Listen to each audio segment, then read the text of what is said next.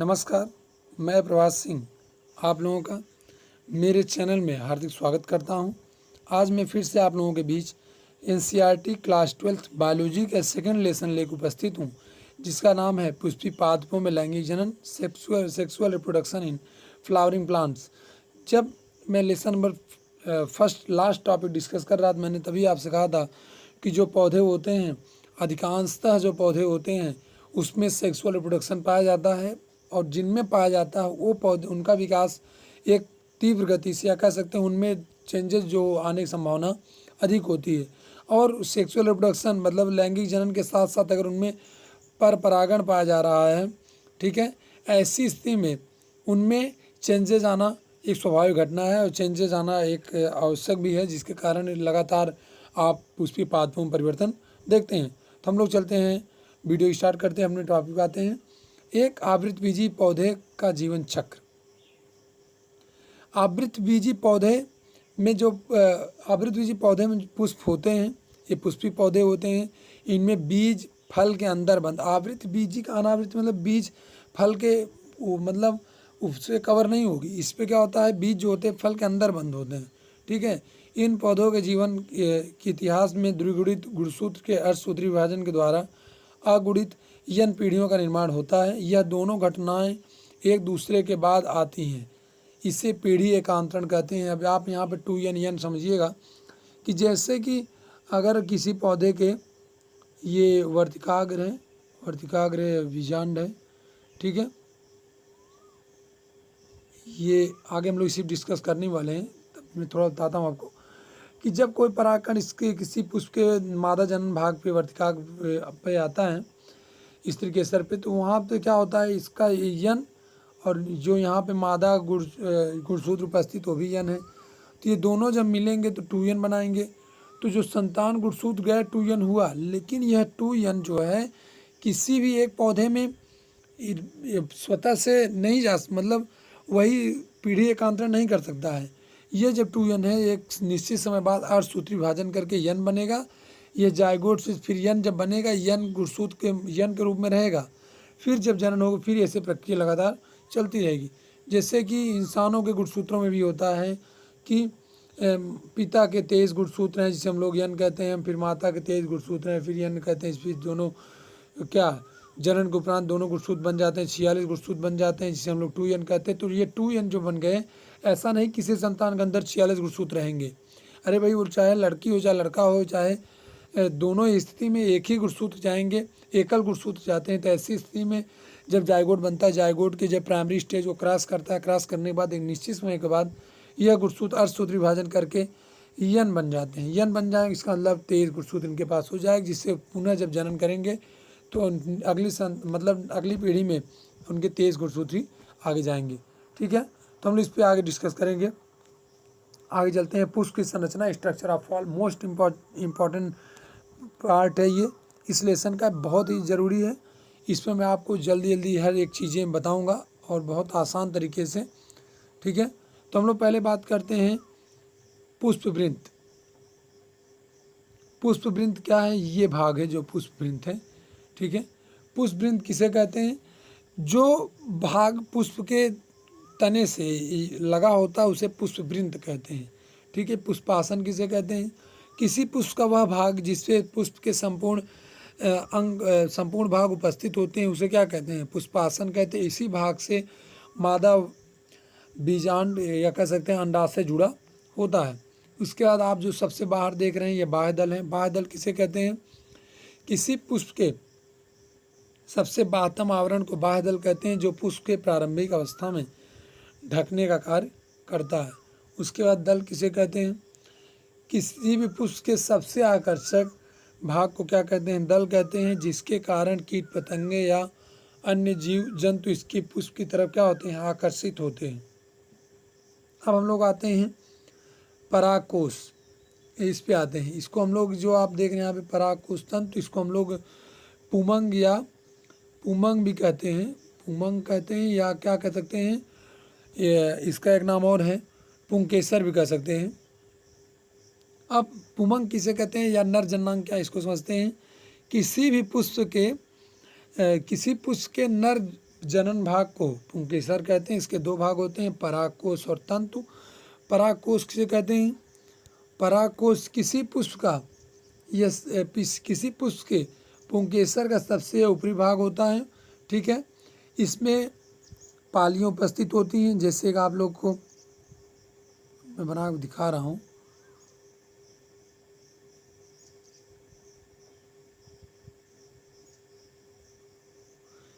अब ऐसी संरचना होती है, ठीक है। अगर हम यहाँ इसको कट कर हम लोग देखेंगे तो आपको ऐसा कुछ दिखेगा, चार पालियाँ दिखेंगी, ऐसे ऐसे, ठीक है। तो क्या है, इसको हम समझते हैं।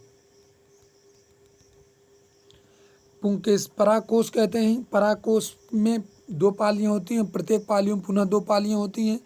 इनके मध्य परागकोश के मध्य रिक्तकाएँ पाई जाती हैं, जिसमें परागकण भरे रहते हैं। परागकण किसी भी पुष्प का नर युग्मक होता है, ठीक है। उसके बाद हम लोग बात करते हैं तंतु। तंतु किसे कहते हैं? किसी भी परागकोश के,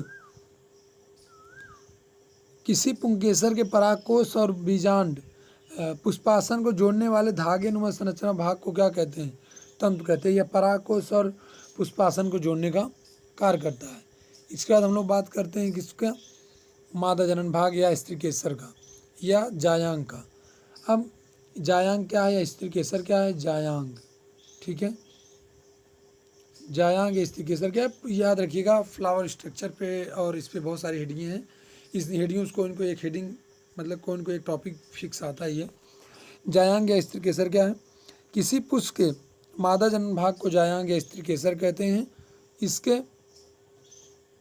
निम्नलिखित तीन भाग होते हैं, वर्तिकाग्र, वर्तिका, उसके बाद अंडाशय, ठीक है। यह हम लोग कह सकते हैं, ठीक है, अंडाशय कहते हैं। वर्तिकाग्र किसे कहते हैं? स्त्री केसर का सबसे ऊपरी भाग होता है। इसमें गद्देनुमा संरचना होती है, जिस पे एक तरल पदार्थ स्रावित होता है। इस पे परागकण आने के बाद वह क्या हो जाते हैं? इसकी सतह पर चिपक जाते हैं। यह स्त्री केसर सबसे ऊपरी भाग होता है। वर्तिका किसे कहते हैं?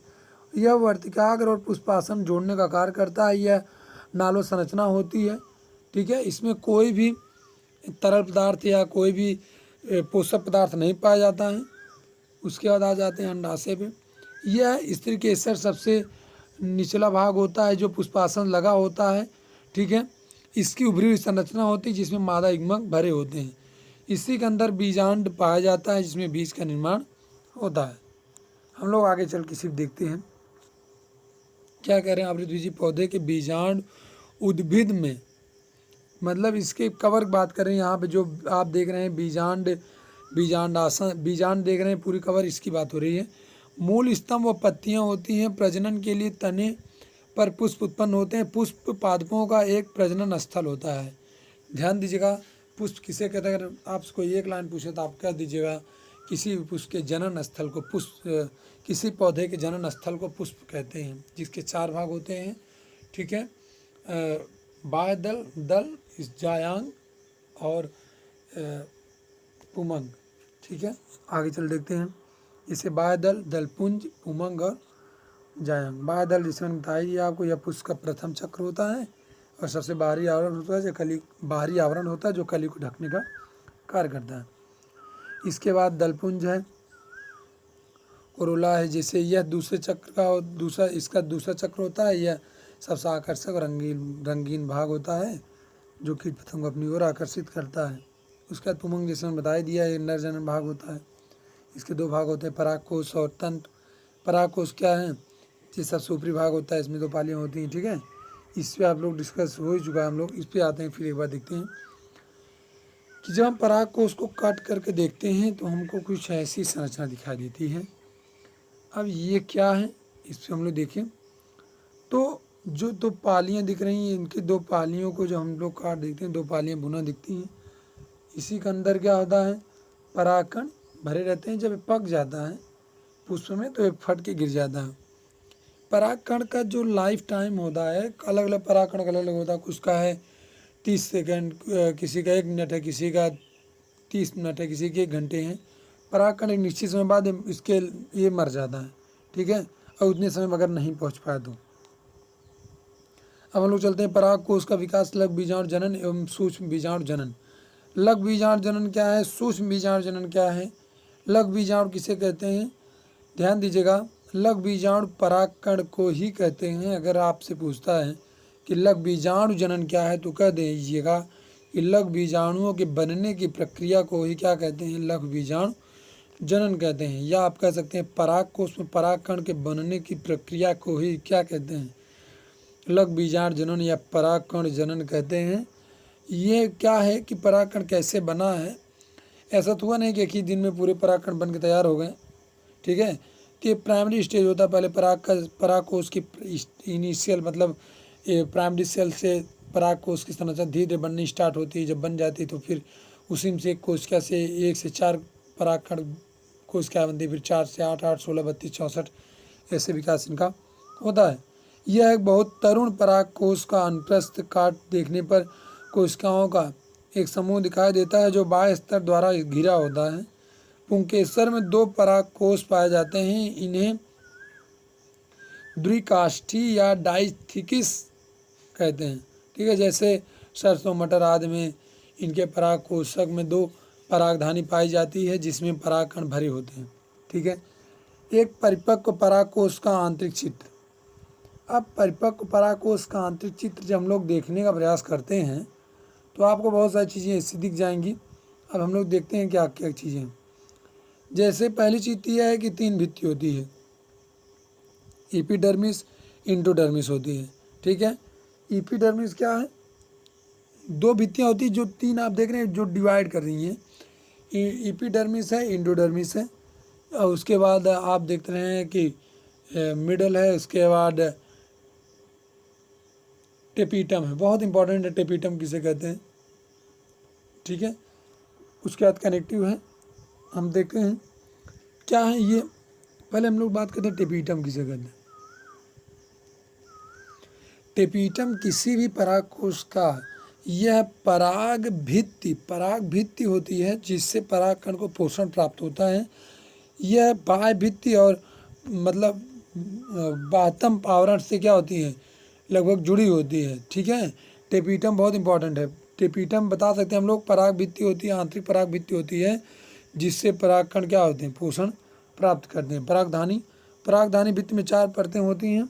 बाह्यतम त्वचा, यह पराग को सबसे बाहरी परत होती है। उसके बाद अंतःसिथिसियस है, यह बाह्यतम त्वचा के भीतर उपस्थित भित्ति परत होती है। यह प्रायः एक स्तरीय होती है। इसकी आंतरिक भित्ति पर सेल्यूलोज का रेशेदार पट्टियों, अक्सर देखते हैं हम लोग, जो भी देखें आप लोग, सेल्यूलोज आपको ज़्यादा दिखेगा, ठीक है। सेल्यूलोज ही पाया जाता है। आर्द्रता के अनुसार इनमें संपठन होता है। आर्द्रता मतलब जैसे नमी कम ज़्यादा हुई इनके परिपक्वन काल में, उसी तरह इनमें संपठन होता है। उसके बाद मध्य स्तर है, मिडिल लेयर है, यह एक से 3 परतों की पतली भित्ति वाली कोशिकाओं की बनी होती हैं। यह प्रायः नष्ट होकर बीजाणुधानी को पोषण प्रदान करते हैं। जैसे बीजाणुधानी बनती जाएगी उनको पोषण ही प्रदान करते जाएंगे, ठीक है।